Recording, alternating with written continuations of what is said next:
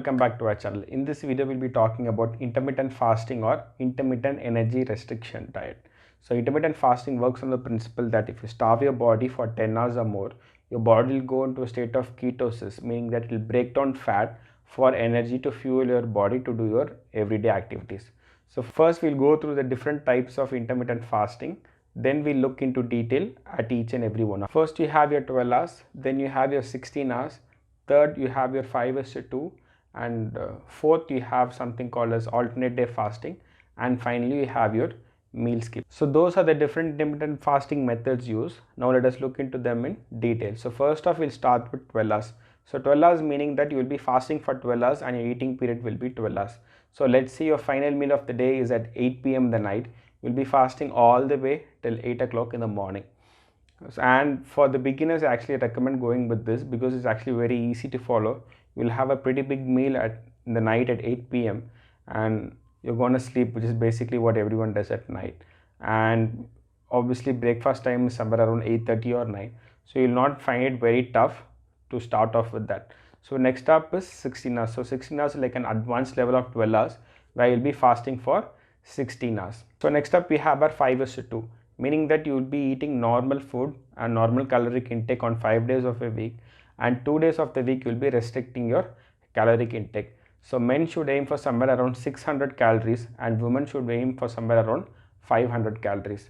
So the one thing to note is that you should never have calorie restricted days on 2 consecutive days. So meaning like if you have a calorie restricted day on Monday where you consume only 600 calories, then Tuesday should be your normal caloric input day where you have no restriction on the food that you eat, and then you can go back to another day which will be your Wednesday where you have a caloric restriction day, and then that is it for the week, and the rest of the week should be your normal food intake kind of day. Finally, you have something called as meal skipping. So what is meal skipping? As it says, is generally meaning like you just skip a meal. So let's say you had a pretty big meal in a day and you're still full from that meal, but it's time for your next meal for the day and you're not feeling hungry, you can just skip that meal. So by doing so, you are saving yourself from taking all those excess calories, because excess calories is what gets converted into fat. So many people think that eating fat will make you fat or will make you store more fat, which is not true. Taking more calories is what your body stores it for fat for later usage. So next up we'll be looking at the do's and don'ts of intermittent fasting. So first up, let's look at the don'ts. So don't restrict your calories during your eating period, because you fast for a longer period of time and your eating window is very short. Don't restrict your calories too much, meaning like don't be too calorie conscious. So the second point is don't binge eat. So just because you shouldn't be calorie conscious doesn't mean you should eat whatever you want to eat. Take in good bad carbs instead of good carbs, and overeating yourself. So by doing so, you're actually counterproducting your fasting period. So whatever fewer calories you had in your fasting period or 0 calories, that will be compensated if you have too many calories during your eating period. And final point is don't overexert yourself, because your body is already in a weak state because you have consumed very little or no calorie. So make sure you take it on a day where you have a rest day or you're actually at home and you do not have much work to do.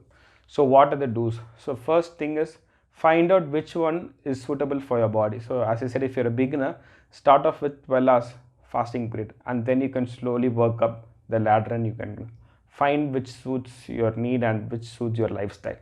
So next point will be listening to your body. So as I said, if you're going through this diet phase and if you feel you are too tired or you're too stressful, it's always okay to take a break, or you can actually reduce your fasting period time. So listening to your body, because your body comes first and your body is the first thing to give you feedback for any changes that you make.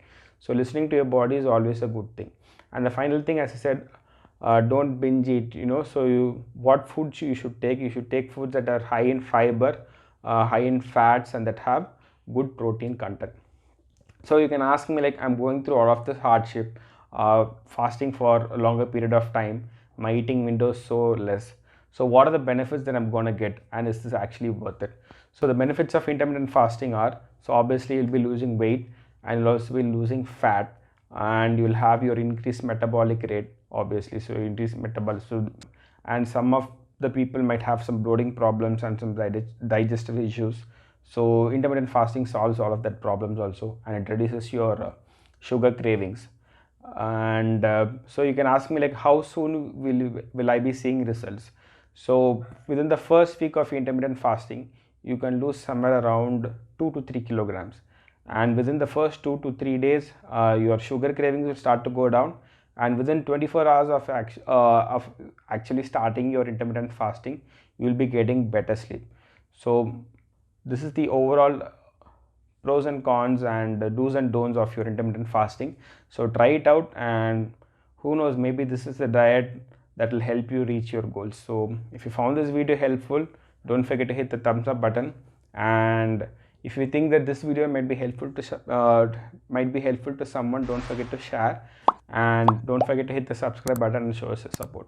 Thank you so much, and I'll see you in the next one. Bye bye.